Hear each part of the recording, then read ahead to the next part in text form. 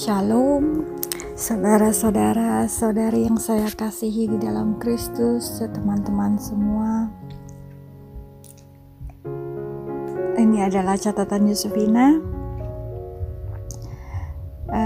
di Agustus 2022, hari ini di tanggal 16 Agustus. Ya, hari ini saya mau cerita kesaksian saya bagaimana Tuhan bisa sediakan atau provide segala sesuatu yang kami butuhkan untuk pergi ke Israel. Jadi suatu hari di awal-awal saya cerita dulu ini, saya bertobat di tahun 1997. Waktu itu saya di SMA, ya, duduk di bangku SMA, dan saya selalu punya mimpi saya mau sekolah lagi gitu, tapi saya kepengen sekolah di luar, maksud saya gitu. Dan saya berdoa, Tuhan, saya dikasih enggak untuk sekolah di luar gitu ya. Dan saya kepengen sekolah di Jerman yang lalu, Tuhan tidak kasih ya. Terus saya kepengen ya, setelah saya bertobat saya pengen Bible study ya. Saya apply di Oral Roberts dan saya diterima, tapi tidak diizinkan juga saya pergi. Saya nggak ngerti kenapa ya. Saya percaya ada sesuatu yang Tuhan mungkin sediakan buat saya, rencananya berbeda ya dari apa yang saya rencanakan gitu. Tuhan bilang setinggi dari langit, setinggi jauh langit dari bumi, rancanganku dan rancanganmu. Ya, jadi kita serahkan kepada Tuhan ya. Kita tidak boleh kecewa gitu ya. Kita sudah belajar ya untuk menjadi dewasa ya, kita bukan anak-anak lagi, nggak pakai ngambek ya. Kalau ada yang tahu cerita saya dulu, saya pernah ngambek ya, tapi karena itu saya masih baby ya, dan saya mengakui saya masih baby gitu ya. Dan saya ngambek, tapi saya belajar ya, Tuhan bisa pakai orang lain untuk bicara sama saya, walaupun saya nggak mau doa, saya nggak mau dengar, saya tutup kuping, saya nggak mau doa lagi, nggak mau baca Alkitab gitu ya. Tapi Tuhan bisa pakai orang lain untuk bicara, dan saya tahu itu tepat sekali apa yang itu jawabannya gitu ya. Orang itu yang bicara sama saya nggak tahu apa-apa gitu, tapi kan dia dipakai Tuhan ya untuk bisa bicara. Jadi kalau kita mau mendengarkan Tuhan ya, rencana dia itu selalu baik ya.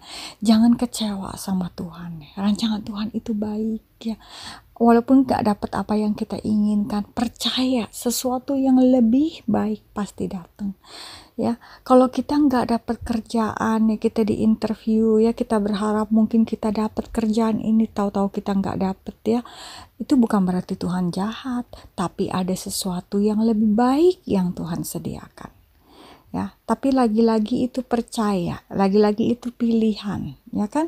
Kalau kita masih terus menggantungkan pengharapan kita di dalam Tuhan, kita akan lihat itu mana yang lebih baik. Oh iya ya, ternyata rancangan Tuhan itu jauh lebih baik. Tapi kalau kita give up, Tuhan gak jawab doa kita gitu kan, buktinya ini gue gak diterima, terus kita give up ya, gue gak mau menaruh pengharapan lagi ke dalam Tuhan, kita akan gak lihat apa yang itu lebih baik yang Tuhan rencanakan buat kita ya. Jadi kita harus berpegang teguh, pengharapan kita di dalam Tuhan. Itu artinya ya, terus berpegang kepada Tuhan karena dia baik.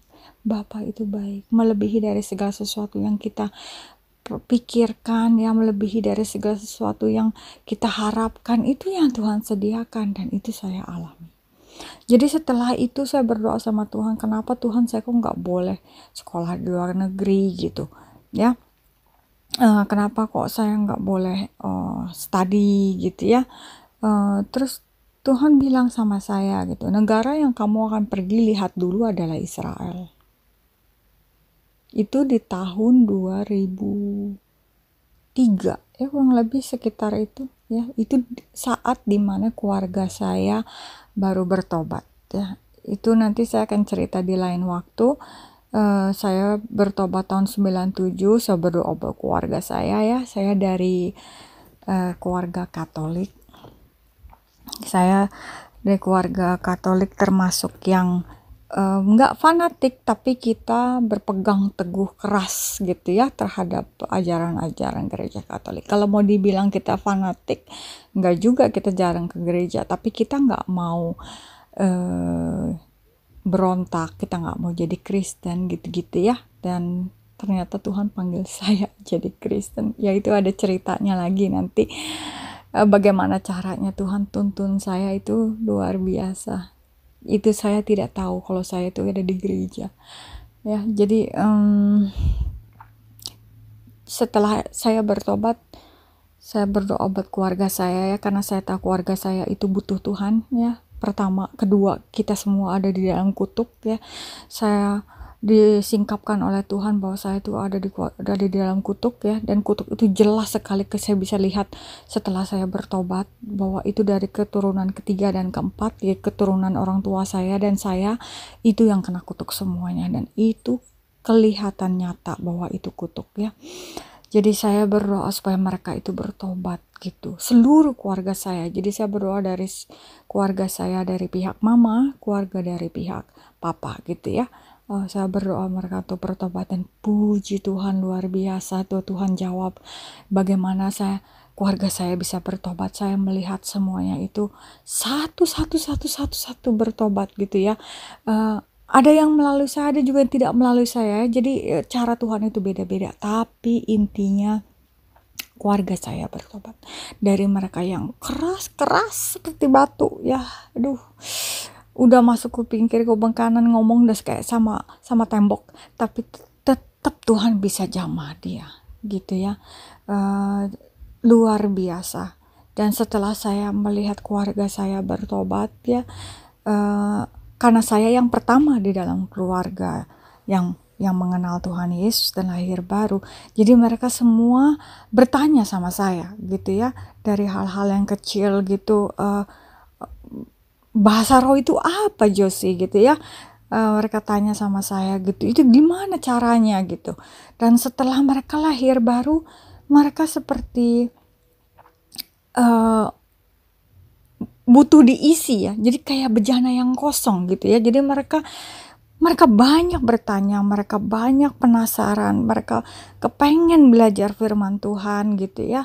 Jadi saya puji Tuhan, saya bersyukur bahwa Tuhan kasih saya karunia untuk bisa mengajar di dalam keluarga ya. Waktu itu saya masih muda ya, masih 22 mungkin 23 ya, baru selesai kuliah gitu ya. Tapi Tuhan kasih saya wisdom ya, kemampuan untuk mereka bisa mengajar di keluarga, di orang-orang tua ya, dan di anak-anak muda juga. Saya waktu itu di youth ya. Jadi dan mereka mendengarkan saya gitu ya. Jadi saya ngajar ya, kita tuh ada persekutuan doa, ada komsel di keluarga seminggu sekali gitu ya. Sampai satu hari Tuhan bilang, negara yang kamu pergi pertama kali adalah ke Israel. Terus saya jadi pikir, oh ngapain saya di Israel Tuhan gitu ya. Saya pikir bukannya di sana ada perang gitu ya. Wah nanti ada bom, nanti ada nuklir, nanti ada peluru nyasar gitu ya. Itu yang saya pikirkan, karena waktu itu memang sampai sekarang pun kan masih banyak perang ya di Middle East gitu. Jadi saya pikir, saya nggak punya pikiran sama sekali apa yang harus saya lakukan di Israel gitu ya. Tapi suara Tuhan itu jelas gitu. Jadi saya bilang, ya Tuhan, kalau memang saya harus ke Israel, buat apa gitu ya. Dan Tuhan bilang, saya mau kamu melihat seperti aku melihat ya. Dia bilang, saya mau kamu berjalan di tempat saya berjalan, kamu merasakan apa yang saya rasakan, kamu melihat di mana kota tempat saya dilahirkan, seperti itu ya kurang lebih. Jadi oh gitu ya Tuhan. Ya Tuhan Yesus tuh romantik ya, kalau saya pikir-pikir itu dulu ya.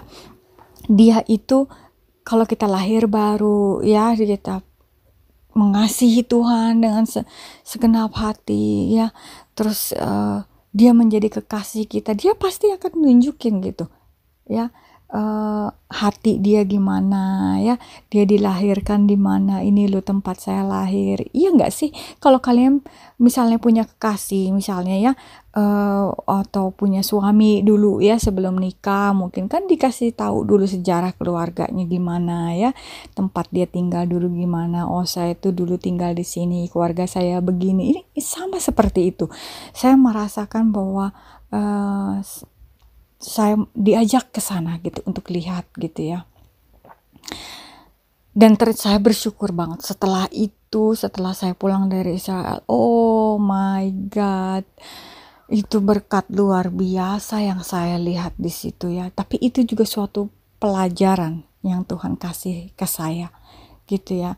Itu kota Yerusalem yang saya lihat secara fisik.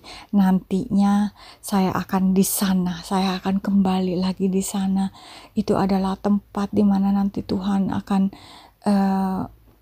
tempat di mana Yerusalem baru yang Tuhan akan bikin itu akan ada kembali di sana ya. Jadi itu gambaran yang Tuhan mau saya lihat ya di sana seperti apa.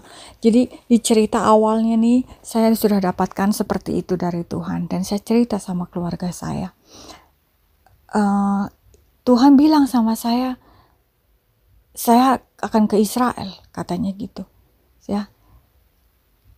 Terus saya lempar aja ke keluarga, gimana nih, saya pengen tahu juga reaksi mereka ya. Kebetulan oma saya masih 70 berapa ya waktu itu ya, masih sehat ya. Dia bilang, wah oma mau ke sana lihat gitu ya, kota Tuhan gitu ya, mumpung masih sehat gitu kata dia. Dan keluarga yang saya yang lain juga, wah ya mereka respon sangat positif gitu ya, mau lihat pilgrimage ya ke kota Tuhan gitu ya, lihat di sana kan mereka baru bertobat gitu ya. Jadi kita mulai doa. Oke deh kalau kayak gitu ya, kita sama-sama deh mulai doa gitu ya.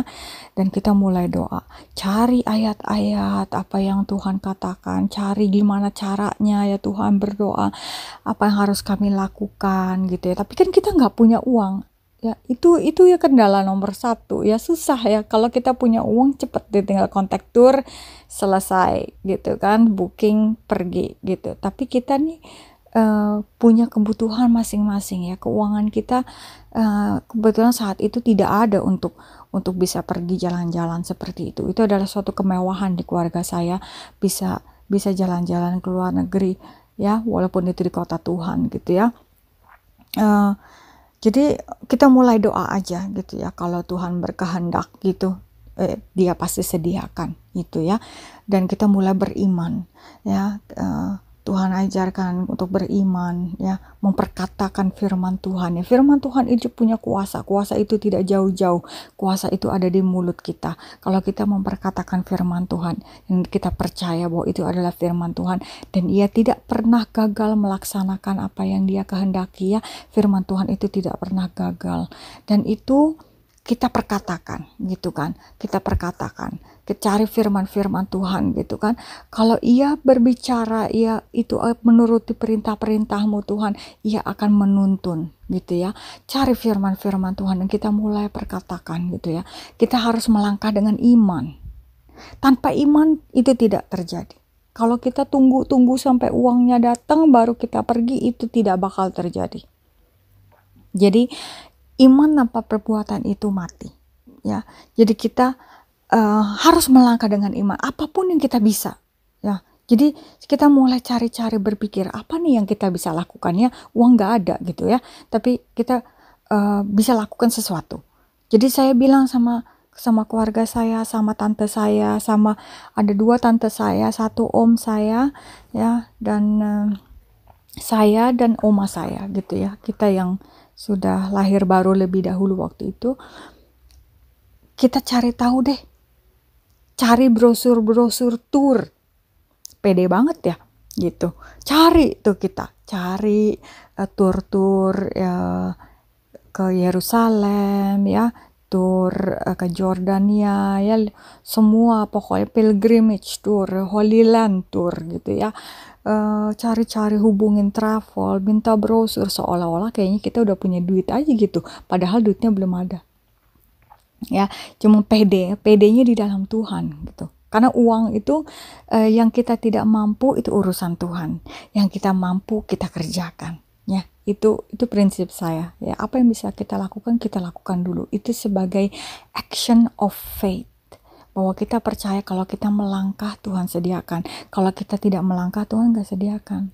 Jadi kita cari-cari, jadi tiap minggu kita kumpul, kita doa, kita lihat tuh brosur-brosur itu ya, mahal-mahal pada waktu itu, mungkin sekitar 2.500 US dollar ya.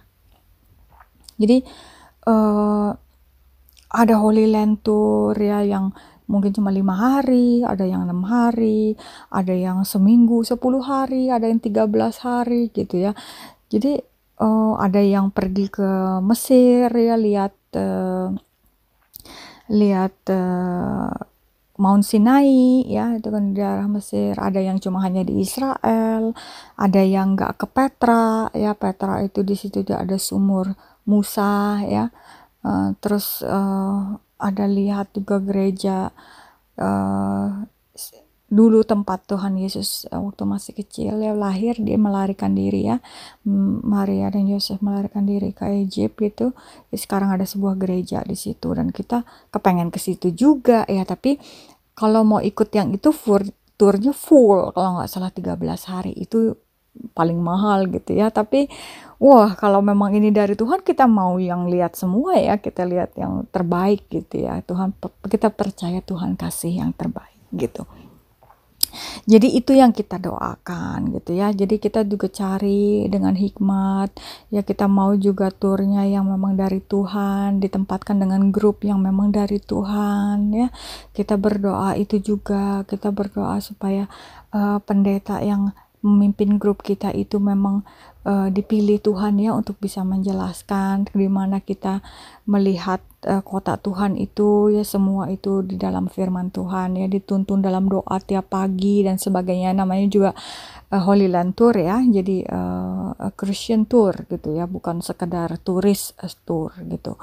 Jadi kita berdoa untuk itu ya, dan kita berdoa supaya semua keluarga saya di waktu itu semuanya bisa ikut ya, terutama yang kita persekutuan doa bareng-bareng ya, kita berdoa bareng-bareng. Pada waktu itu ada om saya, dia masih hidup ya, oma saya masih hidup. Sekarang dua-duanya sudah meninggal, tapi ada mama saya, tante saya ada 2, jadi kita berenam ya gitu. Jadi wah, kalau bisa pergi semua ini, Tuhan luar biasa ini gitu kan. Tapi itu menjadi suatu memori, suatu perjalanan yang tidak akan pernah kita lupakan seumur hidup kita. Luar biasa. Jadi setelah itu ya, kita mulai berdoa tentang keuangan gitu ya. Kita berdoa, dari mana ini uang ini ya, gak tahu datang dari mana gitu. Kita gak punya sumber orang yang bisa sponsor kita ya, kita gak punya tabungan yang berlimpah-limpah yang orang bisa masukin duit yang dapat dari mana gitu. Kita kalau mikir pakai otak kita tuh ya nggak nyampe gitu ya, dari mana uangnya gitu. Nggak ada loto, nggak ada lotre gitu ya, nggak ada. Dapat dari mana gitu ya. Kita cuma bisa doa, memperkatakan firman Tuhan ya. Kita cuma berkata, kalau kita 2-3 orang berkumpul berdoa meminta ya, pasti Tuhan kasih. Dan ini kan bukan juga kita yang minta, Tuhan yang bilang kita akan ke Israel, saya akan lihat Israel. Jadi ini udah kehendak Tuhan. Jadi ya kalau kehendak Tuhan, ya pasti Tuhan yang sediakan gitu. Tuhan bilang cari kerajaan Allah, semuanya disediakan ya kan. Burung-burung aja juga mereka nggak punya uang tabungan ya, mereka nggak cari duit gitu, tapi mereka disediakan gitu. Kita kan lebih dari burung-burung itu gitu ya. Jadi kita mulai membangun iman kita, dan sesuatu terjadi suatu hari ya, sesuatu hari itu terjadi. sesuatu yang tidak pernah kita pikirkan gitu. Jadi di keluarga saya itu kita ada warisan burung walet. Jadi di Tegal itu masih ada saudara, dan dari generasi ke generasi turun temurun itu ada warisan. Warisan itu burung walet. Jadi kita punya rumah burung ya, yang jadi hasilnya itu dibagi dengan seluruh keluarga. Itu dari pihak ibu saya ya, ibu saya. Ibu saya lahir di Tegal, Jawa Tengah. Ya, jadi dari keturunan ibu saya, jadi opa saya ya, itu yang punya rumah burung itu ya. Jadi dari keluarga opa saya, kakek saya itu, dan saudara-saudaranya ya, itu dibagi di situ ya, beberapa keluarga, banyak keluarga gitu ya. Tapi tidak pernah banyak ya. Jadi kalaupun dapet ya, itu tidak banyak gitu ya. Itu cuma bisa buat dulu ya, bayar uang sekolah, mungkin keluarga mama saya gitu ya, bantu-bantu sedikit, nggak pernah banyak gitu ya. Dulu uang sekolah berapa sih? Kuliah saya cuma 3 juta ya. Uang sekolah main cuma 80.000 zaman dulu ya. Jadi nggak banyak gitu dapatnya gitu, nggak pernah banyak ya. Tapi suatu hari itu datang, tiba-tiba kita dapat telepon dari Tegal bahwa tiba-tiba hasil yang dikumpulkan itu luar biasa banyaknya. Wow. Jadi itu kalau sarang burung itu kita jual itu kan di kilo ya, di kilo. Dan itu kan kalau dijual itu kan hitungannya semua US dollar, nggak dihitung pakai rupiah. Semua itu jual hitungnya pakai US dollar. Jadi wah, kita tuh tidak pernah kepikir ke situ gitu ya. Dan kita juga nggak doa untuk spesial ke rumah burung, enggak gitu. Karena memang kita tahu itu tidak terlalu menghasilkan banyak ya. Jadi kita mulai berpikir ke sumber lain. Tetapi Tuhan punya cara. Tuhan selalu punya cara ya, yang tidak pernah kita pikirkan ya. Dia kasih kita uang dari mana? Dari burung. Coba, bukan dari lotre, bukan dari sponsor, bukan dari apa yang kita pikirin. Dari mana? Dari burung. Burung itu menyediakan uang buat kita. Saat kita lagi butuh mau ke Israel, tahu-tahu bisa banyak saat itu. Hanya saat itu aja, habis itu nggak biasa lagi. Hanya saat itu aja mau pergi ke Israel aja, setelah itu habis itu biasa lagi gitu. Tapi saat itu kita tahu itu penyediaan Tuhan. Itu kita tahu itu penyediaan Tuhan, dan sukacita dan sorak-sorai itu yang tidak tergantikan, bahwa apa? Bukan karena cuma uang itu, tapi karena kita tahu firman Tuhan itu nyata.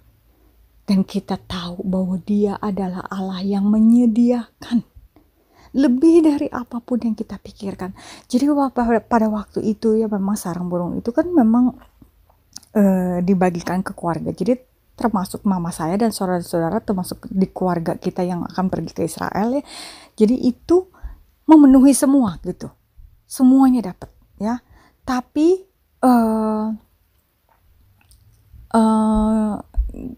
nggak semua. Jadi paman saya nggak cukup pada waktu itu ya. Jadi apa namanya? Jadi kita waktu itu agak sedih juga sedikit ya, maksudnya karena wah, kok nggak semuanya nggak bisa semuanya pergi gitu ya. Ke om saya harus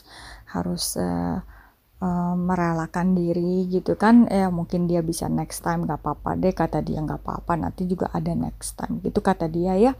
Tapi kita berdoa, masa sih rencana Tuhan kayak begini gitu ya. Kita tetap berdoa ya, sampai suatu hari tante saya mimpi gitu ya, bahwa dia itu dia lihat om saya tuh udah berpakaian rapi ya, udah bawa koper, udah ready, semua jaket di tangan gitu. Terus di kereta tuh kita semua ada di kereta gitu. Terus kita bilang sama om kita, ngapain berdiri aja, ayo jalan gitu ya. Itu mimpi. Terus belum ada ya uangnya gitu ya, tapi pada waktu itu 2 minggu apa 3 minggu sebelum kita pergi ya waktu itu ya. Jadi Tuhan tuh sediakan ya luar biasa buat setiap dari kita ya. Kebetulan oma saya kan tidak dapat dari sarang burung itu ya. Jadi dia itu dapat dari jual rumah. Jadi oma saya dulu broker jual rumah gitu ya, jual beli rumah gitu. Dia tuh broker dulu ya, masih udah tua tapi dia masih hobi gitu, jalan ke sana jalan ke sini. Dan dia waktu kita ada rencana mau ke Israel, dia bilang begini, satu hari ke saya dia bilang gini, Josie, kalau memang ini benar dari Tuhan ya, Oma nih lagi mau jual rumah nih, ini kalau dapet ini gede nih, kita bisa ke Israel. Nanti kalau memang ini kejual ya, katanya nanti kamu saya bayarin, katanya gitu ya. Wah, saya langsung melonjak kegirangan gitu ya. Saya kan nggak dapat warisan sarang burung, itu kan keluarga ibu saya ya gitu.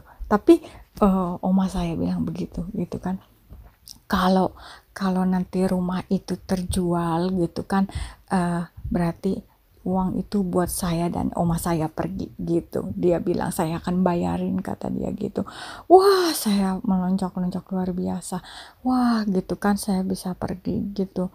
Terus tiba-tiba sarang burung itu datang juga, dan itu lebih dari apa yang kita pikirkan, lebih dari jumlah yang kita minta gitu ya.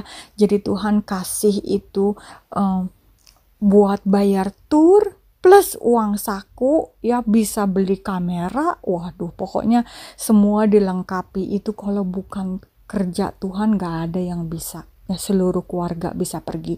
Jadi tinggal om saya ini ceritanya gini, sebelum 2-3 minggu sebelum kita pergi itu tiba-tiba travel agentnya telepon. Nah, jadi kita udah booking ya, gitu kan, kita udah bayar gitu ya.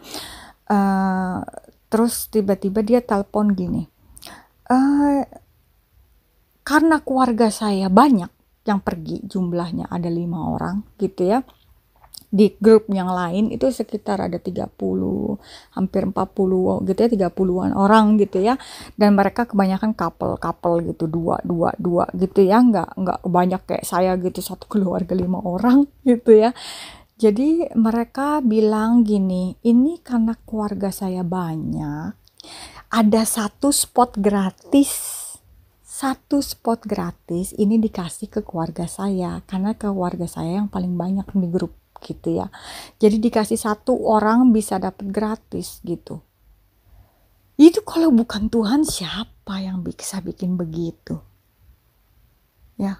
Itu karya Tuhan luar biasa, nggak pernah terlambat, nggak juga di last minute ya, tapi tepat waktunya ya. Dia kasih itu 1 gratis itu buat om saya.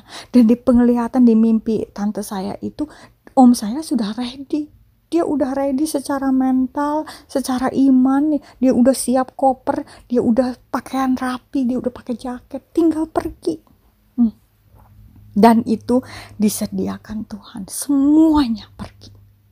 Dan mama saya dapat ayat gitu kan dari firman Tuhan, kamu akan berangkat tuh dengan sukacita, dihantarkan dengan sukacita ya. Dan itu benar, kita dihantarkan dengan sukacita. Itu suatu petualangan di mana seluruh keluarga bisa pergi ya. Waktu itu kita masih komplit ya, belum ada yang dipanggil Tuhan, dan kita mengalami ya, namanya melihat sendiri dengan mata. Itu beda dengan kalau kita lihat di gambar-gambar atau YouTube.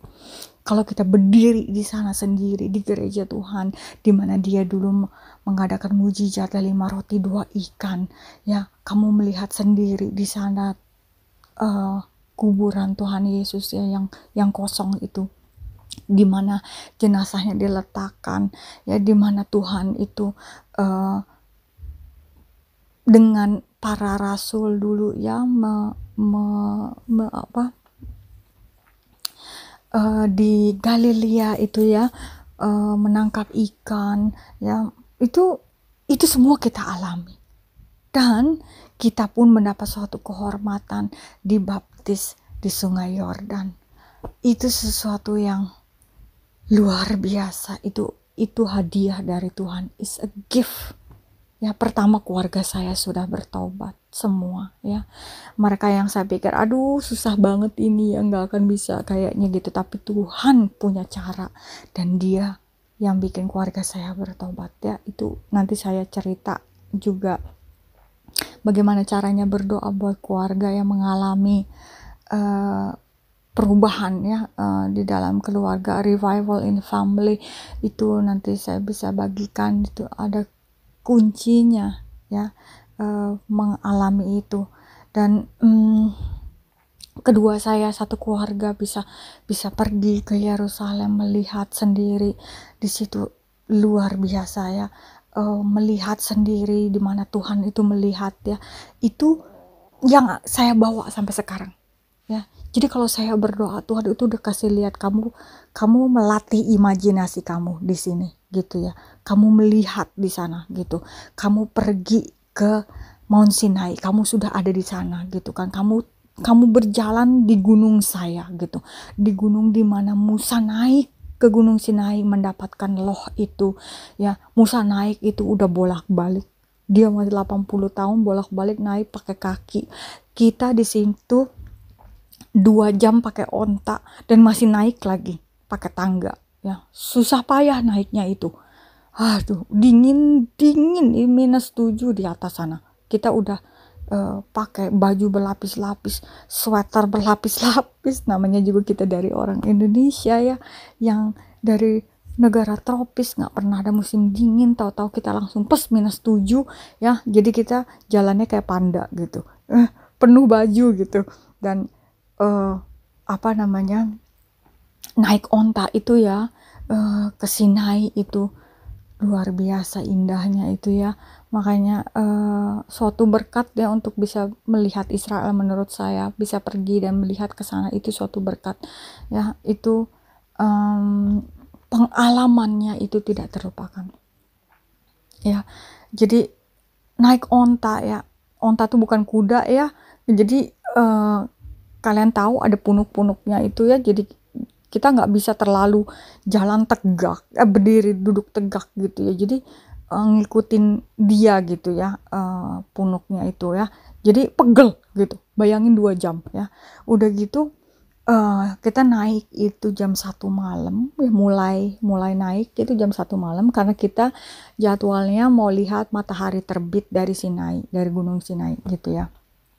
Jadi kita berangkat abis makan malam, istirahat, jam 1 kita kumpul ya di bawah di kaki gunung situ, dan kita diberikan masing-masing onta. Jadi perjalanan naik ke Gunung Sinai itu, di Gunung Sinai itu tidak ada jalan aspal ya, jalannya semua berpasir gitu ya, ada yang berbatu, dan jalannya itu hanya muat buat 1 onta. Jadi jalannya sempit ya, nggak bisa buat 2 onta bisa, tapi pas-pasan gitu ya, mepet gitu, jalannya sempit ya. Terus nggak ada pengaman di kanan kiri, tidak ada pengaman, tidak ada safety boleh dibilangin, namanya gunung yang pasir, bukan gunung pasir tapi alami gitu ya. Jadi ya di sana tuh di Egypt itu tidak ada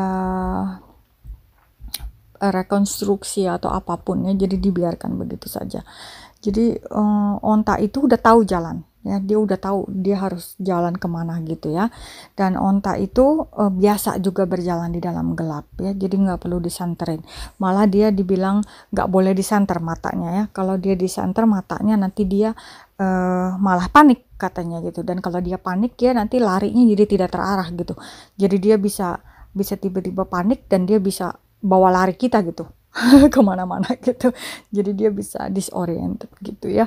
Jadi kita harus awas-awas gitu ya. Kadang-kadang kita bisa lihat ada turis-turis yang jalan, dia nggak pakai onta gitu, dan dia suka pakai senter ya. Jadi kita harus kasih tahu ke mereka, karena waktu kita naik onta itu ya tidak ada guide, kita nggak ditemani siapa-siapa, nggak ada guide yang nuntun kita di onta itu, nggak ada. Kita sendiri, cuma kita dengan onta. Jalannya satu-satu ya, nggak ada rame-rame di onta itu, sendiri kita gitu ya. Ya saya ingat itu kita bayar $1 kalau nggak salah untuk naik gitu ya, naik onta itu 2 jam, itu naik onta itu 2 jam, itu lama ya, saudara-saudara.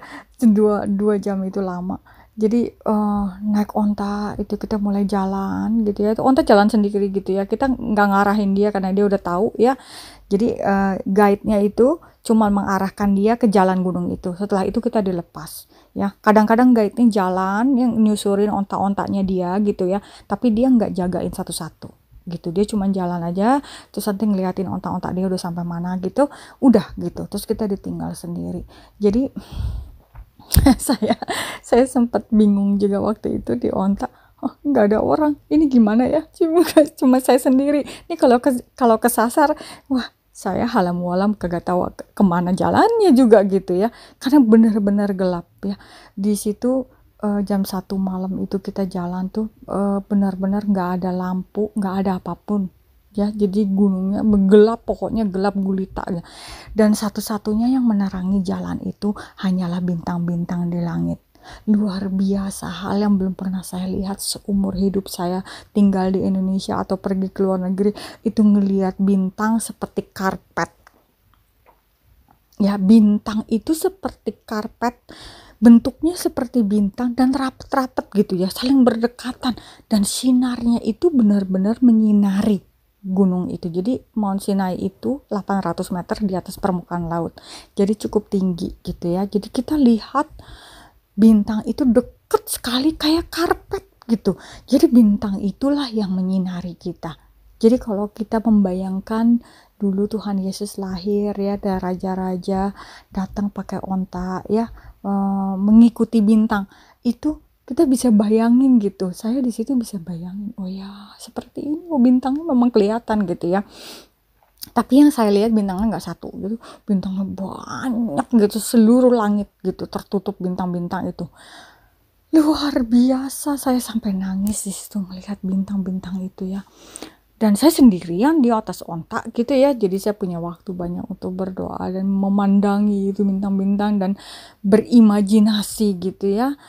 Semua ayat-ayat di Alkitab itu sepertinya hidup kembali gitu ya, semuanya keluar, apa yang saya pernah baca itu semuanya saya lihat dengan mata saya sendiri gitu, dimana Tuhan bilang kepada Abraham, coba kamu bayang, kamu hitung bintang di langit, kalau kamu bisa demikian keturunanmu. Iya benar juga Tuhan, saya coba hitung-hitung bintang itu, gak bisa saya ngitungnya juga, begitu penuh gitu di langit gitu, dari mana saya juga mulai ngitungnya saya nggak tahu ya, tapi itu ayat semua kembali hidup ya, karena saya lihat dengan mata saya sendiri gitu. Dan suatu berkat ya, saya nangis di situ, saya nangis di atas onta ya 2 jam itu. Terus saya nggak lihat siapapun di depan saya ya, tapi kadang-kadang saya dengar suara. Jadi yang saya cuma bisa dengar itu ada ibu-ibu yang satu grup dengan kita, dia itu ada di onta depan saya gitu ya, tapi saya nggak lihat dia gitu. Jadi dia jauh di depan saya, tapi saya tahu dia nyanyi gitu ya, dia nyanyi gitu, dia nyanyi dalam bahasa Batak gitu, nyanyi lagu rohani. Jadi saya tahu itu, oh ini orang Indonesia, ini pasti satu grup dengan saya gitu ya. At least saya denger dia kadang-kadang kalau dia lagi nyanyi, saya denger, oh ya ada orang di sini gitu ya. Di belakang saya tuh nggak kelihatan apa-apa, depan saya nggak kelihatan apa-apa, tuh onta jalan sendiri.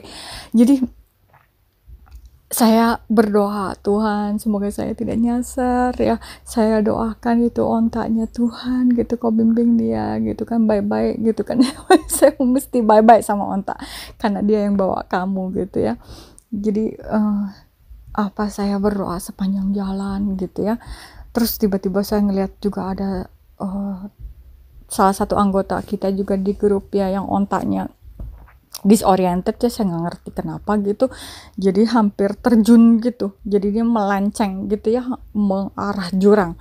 Jadi karena kita nggak lihat apa-apa ya gitu kan, jadi kita nggak terlalu takut. Tapi kalau udah pagi ya, kembalinya kita turun ya, waktu matahari udah ada, itu gunung baru kelihatan jelas, Mount Sinai baru kelihatan jelas waktu terang gitu ya. Itu tidak ada safety sama sekali, itu onta itu bisa berjalan yang mungkin kalau malam itu kita lihat di bawah kita tuh jurang tuh onta jalan sendiri. Jadi kalau kita jalan itu di terang itu pakai onta, kayak kita udah ketakutan, mungkin saya teriak-teriak gitu ya. Tapi ini onta dia udah tahu jalannya. Jadi kadang-kadang deg-degan juga gitu ya kalau di atas onta, terus kita kan nggak bisa kontrol ini onta ya, nggak tahu jalannya kemana, cuma percaya aja by faith gitu. By faith kita pasti akan sampai ke tujuan. Dan kalau onta ini belok ya,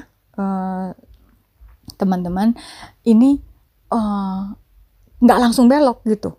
Jadi kadang-kadang itu yang bikin saya deg-degan. Jadi gunung kan muter ya, jadi lurus terus muter gitu ya. Jadi kalau onta lain dengan kuda kan, kalau onta kan lehernya panjang, dia lehernya di kepalanya di sana di depan gitu ya. Jadi kalau dia belok gitu ya, jadi dia masih lurus gitu. Kelihatannya kok dia nggak belok gitu, karena kan kakinya masih di belakang, kepalanya udah di depan. Jadi dia kok dia nggak belok gitu, tapi kan kakinya masih di belakang, jadi kelihatannya tuh dia kayak mau masuk jurang gitu ya, tapi nanti begitu udah deket ke kakinya baru dia belok gitu, tapi kan kepalanya jadi kelihatannya lurus aja gitu. Itu yang bikin saya deg-degan kadang-kadang gitu ya. Tapi untung kita pergi malam ya, kita nggak lihat apa-apa. Mungkin kalau siang itu lain gitu, tapi akhirnya kita sampai ya di tempat tujuan. Kita tunggu sampai matahari terbit gitu ya, baru kita naik ya. Dan itu ada batu-batu lagi yang tinggi-tinggi ya, dan itu batu asli yang kita harus daki sendiri, nggak bisa pakai onta. Wah, luar biasa ya kalau sampai Musa bisa bolak-balik kayak begini di umur 80 tahun. Kita aja masih pakai tongkat. Ya, tante saya aja sampai harus dibantu pakai tongkat, dan ada orang yang bantu, bayar orang untuk bantu naikin gitu ya. Ya, tapi boleh sekali seumur hidup kayak kita harus bisa merasakan hal itu menurut saya.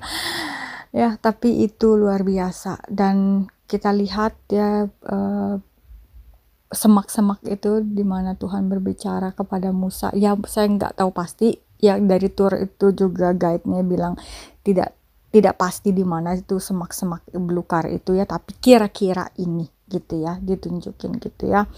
Mereka percayanya ini gitu, jadi itulah yang ditunjukkan gitu. Dan kita lihat ada pohon Sakeus ya gitu. Terus kita lihat di mana Tuhan dulu the Last Supper ya, ruangan itu, semua itu Israel itu ya, menurut saya begitu luar biasa. Preserve semuanya itu luar biasa, jadi semuanya masih kelihatan originalnya. Jadi walaupun sudah beberapa century ya, mereka sudah bangun lagi gitu, jadi kelihatan fondasinya di bawah. Mungkin sudah ada gereja baru dibangun lagi gitu ya, tapi kelihatan di bawahnya itu ya, fondasinya seperti apa yang originalnya itu ya. Dan berdoa di situ, waduh luar biasa hadiratnya, nggak pakai lama langsung bisa ngerasainnya. Terutama kalau kita udah baca firman Tuhan ya, semuanya itu kelihatan jadi nyata gitu. Dan itu luar biasa ya, melihat sendiri benar seperti apa yang Tuhan bilang, kamu akan melihat seperti aku melihat, berjalan di mana aku berjalan gitu. Dan saya dibaptis di sana gitu. Luar biasa, itu suatu perjalanan yang saya sampai sekarang itu tidak pernah lupa. Saya tahu saya akan kembali lagi ke sana. Saya akan melihat, dan kali ini mungkin kalau saya dikasih kesempatan bisa ke sana lagi, saya mau ke sana lagi. Luar biasa Israel itu. Kalau kalian pergi ke Jordania, kita ke Petra ya, jalan di Petra itu Jordania ya, itu semua padang gurun ya, semuanya sejauh mata memandang semua pasir, batu dan sebagainya ya. Dan air di situ mahal, air harus beli gitu ya. Tapi begitu kamu masuk ke daerah Israel, semuanya hijau. Itu kontras sekali pemandangannya, beda bumi langit gitu. Di sebelah Israel bisa hijau ya, dan di sebelahnya bisa padang gurun gitu. Luar biasa, itu memang benar-benar tanah yang Tuhan kasih, tanah perjanjian, itu pilihan Tuhan. Dan memang orang-orang Israel ya, kita harus respect, kita tuh hutang banyak kepada orang-orang Israel ya. Mereka juga memang negara yang tegar tengkuk kayak orang-orang Israel itu sampai sekarang belum bertobat, tapi mereka itu orang-orang pilihan Tuhan. Dan memang orang-orang pilihan Tuhan itu ya, mereka tuh pinter-pinter Ya, mereka tidak tergantung dari negara lain, mereka bisa ciptain sendiri, mereka bisa tanam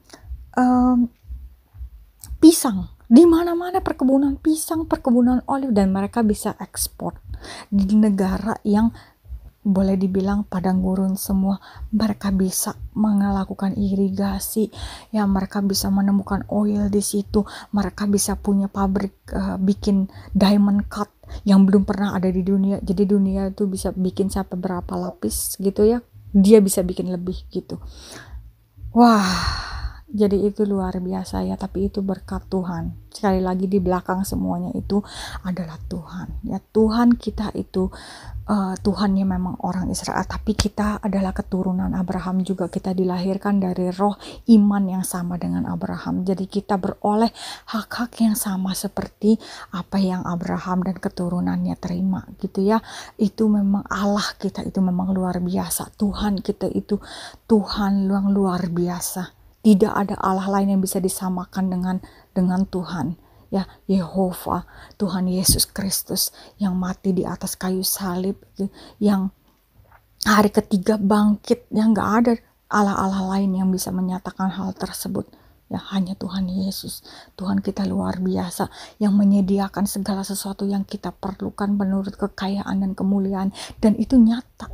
Gak pakai tumbal, gak pakai harus bayar darah, gak harus bayar keturunan, gak mendatangkan kutuk dan sebagainya. Ya, berkat dari Tuhan itu blessing pure 100% ya, dan lebih dari apa yang kita bisa bayangkan dan pikirkan. Itu yang terjadi dan itu yang saya alami ya. Jadi kalau kita mengandalkan Tuhan ya, saya sama keluarga saya sendiri, kita merasakan berkat Tuhan itu ya, bahwa kita berjalan di dalam Tuhan itu luar biasa hasilnya ya. Apa yang kita rasakan, sukacitanya itu ya, itu melebihi dari apa yang dunia ini boleh berikan. Ya, lain kalau kita jalan-jalan ke luar negeri ya, sukacita makan di sini, makan di mana ya, belanja sini, belanja situ, tapi sukacita yang dari Tuhan itu berbeda. Saya bisa ngomong ini ya karena saya ngalamin sendiri, merasakan bagaimana Tuhan yang memberikan, terus Tuhan yang menjadikan, dan Tuhan yang membawa kita sampai hari kita pergi dan pulang. Itu kita tahu ini adalah Tuhan, pekerjaan Tuhan di dalam hidup kita. Ini sesuatu janji Tuhan yang tergenapi, dan ini menjadi suatu memorial ya. Ini menjadi suatu pegangan hidup kita ya, mungkin suatu achievement gitu ya, yang kita bisa bagikan kepada anak cucu, ceritakan kepada dunia, kepada neighbor ya, teman-teman, saudara ya, bahwa Tuhan itu nyata loh gitu. Tuhan itu sanggup loh, apapun yang Tuhan mau kasih itu dia berhasil melaksanakannya. Perlindungan dia luar biasa, janjinya luar biasa, dan kalau kita bisa pegang itu, kita tidak akan goyah. Sekalipun kita mengalami pencobaan, sekalipun kita mengalami masalah, kita balik lagi ke sana, ingat gitu. Kita selalu ingat, Tuhan dulu bisa melaksanakan, Tuhan dulu punya janji bisa digenapi. Firman Tuhan iya dan nyata. Masa satu firman Tuhan digenapi, yang lain tidak digenapi? Semua pasti digenapi. Ya, jadi itu kesaksian saya ya, saya bisa cerita ya, bahwa Tuhan menyediakan burung-burung ya. Tuhan kasih uang itu melalui burung-burung yang tidak pernah kita pikirkan. Dari mana burung-burung itu bisa tiba-tiba datang hanya ke tempat rumah burung kita yang sebelumnya enggak? Tuhan yang panggil, Tuhan yang sediakan. Tuhan panggil burung-burung itu datang bersarang di situ. Itu Tuhan luar biasa ya. Ini semoga ini kesaksian bisa menjadi kekuatan ya, encourage kalian yang mendengar ya, bisa diberkati ya, mulai beriman. Tidak sia-sia pengenalan kita akan Tuhan itu, tidak sia-sia pengharapan di dalam Tuhan, tidak sia-sia ya. Selalu mendatangkan kebaikan, tidak pernah terlambat. Pertolongan Tuhan tidak pernah terlambat. Dan kalau dia berjanji sesuatu, jangan bilang, Israel ini mah bukan dari Tuhan. Enggak. Kita harus rendah hati. Oke Tuhan, kalau memang ini dari Tuhan, Dia pasti sediakan. Kita nggak tahu berkat apa yang sebenarnya Tuhan sediakan sampai kita melangkah masuk melalui berkat-berkat itu, ya. Sampai kayak Tuhan kasih perjanjian ke orang-orang Israel, kamu akan masukin ke tanah yang aku janjikan, ya, yang penuh susu dan madu. Tapi orang Israel apa? Masih berpikir di Egypt, mereka bisa makan apa, walaupun mereka jadi budak, kan pikirannya gitu ya, karena mereka nggak ngelihat. Coba kalau mereka melihat seperti apa tanah perjanjian itu, mereka nggak akan mikir Egypt dan apa yang Egypt bisa berikan buat mereka, ya. Jadi iman itu harus bisa melihat apa yang Tuhan sediakan di depan. Kalau kita sudah bisa melihat ke depan, kita tidak akan melihat ke belakang, kita akan lupa, ya. Dan kita akan lihat gitu bagaimana cara Tuhan bawa kita ke depan, ya, bagaimana mendapatkan janji-janji Tuhan di dalam hidup kita itu. Jadi kalau kita bisa melihat dengan iman, ya, itu pasti kita dapat. Kita berdoa, kita beriman. Tuhan bilang kalau kita berdoa, kamu percaya kamu mendapat, kamu akan menerimanya. Ya, kayak kamu mendapat tuh apa maksudnya? Ya, kita percaya bahwa kamu menerima, artinya juga kita menerima di dalam hati dengan iman, tapi juga kita bisa melihat dengan roh. Dan kalau kamu bisa melihat dengan iman kamu di dalam roh, itu pasti dapat. Saya mengalami itu berkali-kali. Kalau kita bisa melihat itu di dalam roh, kita dapat. Kalau kita tidak bisa melihat itu di dalam roh, itu bukan jalan Tuhan. Jadi kita harus bisa melihat, ya, seperti orang Israel, dia nggak melihat tanah perjanjian itu kayak apa. Jadi dia selalu melihatnya ke belakang. Oh, dulu enak kita nih di Egypt, padahal itu kan zaman perbudakan, ya. Kita nggak lihat perjanjian yang Tuhan mau tuh apa, ya. Terus mereka bangun Baal gitu, mereka bangun emas untuk disembah Allah-Allah lain gitu, ya. Bodoh, ya. Tapi kita ini bukan orang-orang yang bodoh, kan. Kita sudah lahir baru, kita ada Roh Kudus. Roh Kudus mengingatkan kita akan firman-firman Tuhan, akan janji-janjinya, apa yang harus kita lakukan, ya. Jadi itu kita mau dipimpin oleh Roh, dan kita akan melihat karena firman Tuhan itu nyata gitu, ya. Jadi sekian kesaksian saya, semoga ini bisa memberkati kalian yang masih menunggu janji-janji Tuhan digenapi. Pasti digenapi. Pegang firman Tuhan dengan teguh, berdoa, perkatakan, ada kuasa di dalam firman Tuhan, dan kalian melihat kenyataan di spiritual itu, apa yang Tuhan sediakan, dan kamu akan mendapatkan. Oke, God bless you. Shalom.